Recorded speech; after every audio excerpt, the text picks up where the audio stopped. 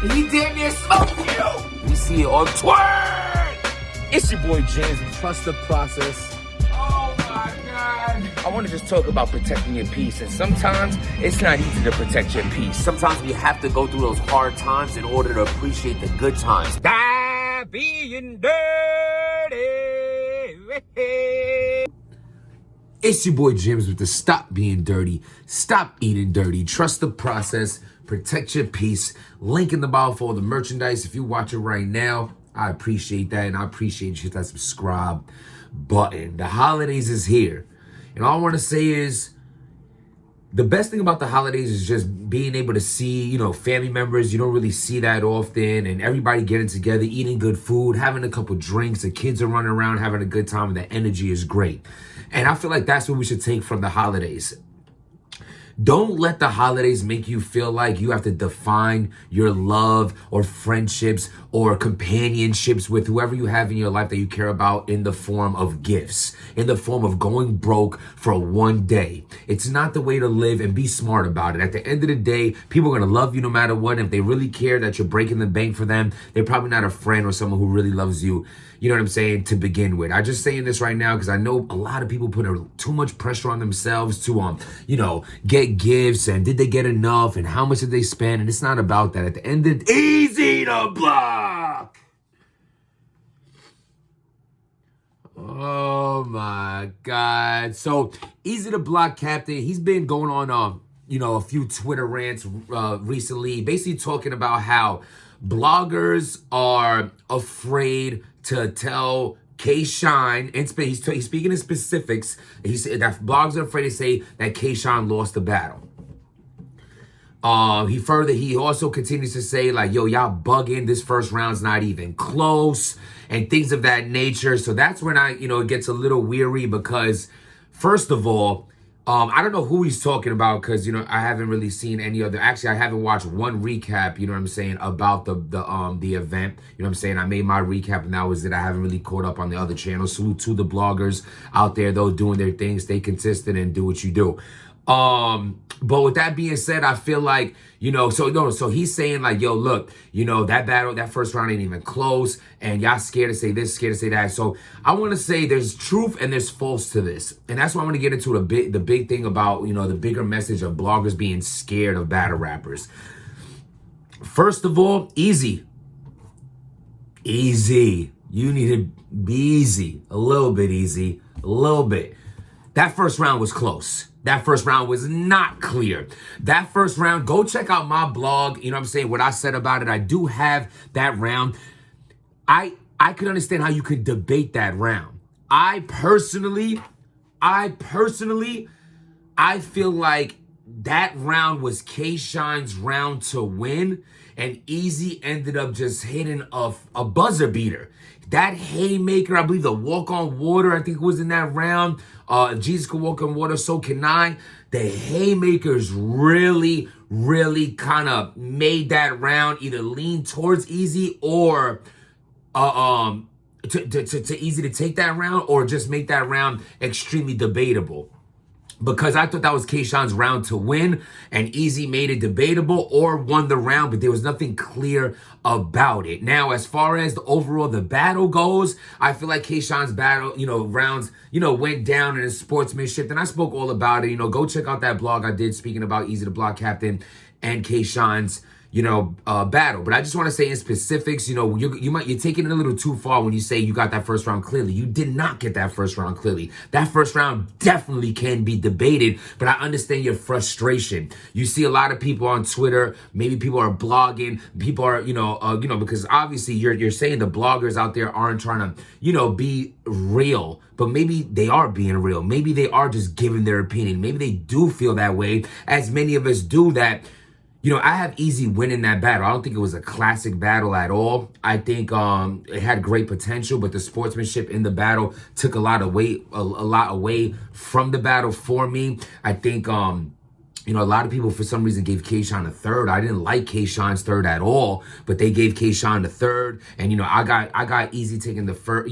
I got Easy winning this battle. That's all I know. The first could be debated. I got Easy the second two.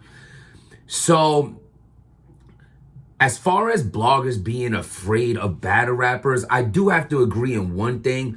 I think it's like what Easy's trying to say is, people be trying to save face in relationships with people. It's not like, oh my God, Kayshawn's coming for me. I'm so scared he's gonna zip me up. No, I think it's more so like, it's like, they run into Kayshawn a lot. Maybe they smoked a blunt with him, had a drink with him. Maybe after the event, everybody got food before. You know what I'm saying? Like I said, I chilled around Kayshawn for hours before and after the Your Honor battle. And I've been around plenty of battle rappers for even that, because it wasn't just me and him. It was me, Real Sick. It was everyone on that car. We were all chilling, chopping up. Me and Real Sick got some steak burritos, and you know what I'm saying? We're all chilling and having a good time. But that don't change the fact that when Real Sick battles Pat Stay, I say, Real Sick, you lost. That don't change the fact that I say, yo, DNA, you're dope, but your rounds is just way too long. It took away from them. That don't change the fact that I was chilling with Kayshawn, you lost this battle, and you haven't won a battle in quite some time. Yeah, I feel like Easy wants people to be more like that. And I'm not trying to make, be like James. I'm just saying, I'm keeping it real. That a lot of people don't keep it real because they're trying to save face, save relationships. DNA has said in a battle before, even if I never said that Hollow won, but even if Hollow won, I wouldn't say that Hollow won. Now, I agree when I heard, I think Piper Boy said something like, yo, you can't be a blogger with that kind of mind state, which is true, but I don't really see DNA as a blogger. I see DNA as just doing what DNA does, using his name and his legend status to, build revenue for his channel, and that's what's up. But I don't see him as a true blogger, and you can never be when you're that compromised. You know what I'm saying? But I also, I think it's dope if he did do a blog and be like, yo, if I was like best friends with somebody in battle rap, and I would say, yo, that's my man's, so I can't go against my man's, so I'm gonna leave this one alone. I would have to be compromised in that sense, but I ain't gonna say he won. My way of saying he lost is I'm gonna leave it alone. If he won, I'm gonna always say he won. Anyway, it's like, people be too worried about they're not burning bridges in a sense. But again, going back to the Christmas statement I was making, if your relationships are based on you have to compromise yourself being 100 in life, or the things that you give people or don't give someone, or someone only loves you for the last time you said yes and hates you for the last time you say, listen, those aren't relationships you want anyway. That's not authentic, and it ain't built off of realness. At the end of the day, you telling somebody they won when they lost is only holding them back. You're not being a friend. You're not being a good blogger. You're not being a good manager. You're not being a good teammate. At the end of the day, you need to tell people what it is so that you can see them prosper and do better. Because if people are doing wrong in their life and you're just over there saying good job, knowing that they're failing, knowing that they're not doing a good job, knowing that they're not performing their life to their complete potential, what friend are you? That's my mans. What kind of mans is you? That's my homie. What kind of homie are you? That's my teammate. What kind of teammate are you? You're not a good one. With friends like you, who needs enemies? Because at the end of the day, you want to push people to do better. And constructive criticism is a great thing that people need to be able to handle that. And if you can't, simply man up. But as far as, constructive criticism goes, it's how people become stars. It's how people become the best them. Their truest potential will shine through when you're keeping it 100 with them, when you're letting them know they didn't do good, or could have handled this situation differently, or could have did it that way, instead of just yes manning them and be like, yeah, I feel you, just because, whatever it is, you know what I'm saying? He buys you lunch here and there and lends you $20 that, he never asks you back for. Whatever weird shit you base in friendships on, I know that in order to see people be the best them, you have to tell them about themselves. So do I think Easy is frustrated? Rightfully so. I mean, if he truly believes that first round is clear, I think he's a little delusional when it comes to that. But I understand the frustration of him being like, yo, I don't think the battle's debatable. I think that round was debatable. The battle's not debatable. I have Easy taking this battle. You know what I'm saying? People saying they like Sean's rounds better, like this better. I mean, like I said, that first round, Sean was electrifying, and then I just feel like it went downhill from there. The sportsmanship was bad. That really took away a lot from it. You know what I'm saying? Doing heckling while people are, just cringeworthy, couple cringeworthy things that this is exactly that. If you're friends with a guy like this, you let him know, like, yo, bro, you gotta stop doing this. You gotta stop doing that, because people are gonna just, they're gonna use the wrong things to take away from your battle. It shouldn't be these reasons of why people, feel like you're losing points in battles or things like that. Let your talent show. Don't let all the distractions get in between that shit.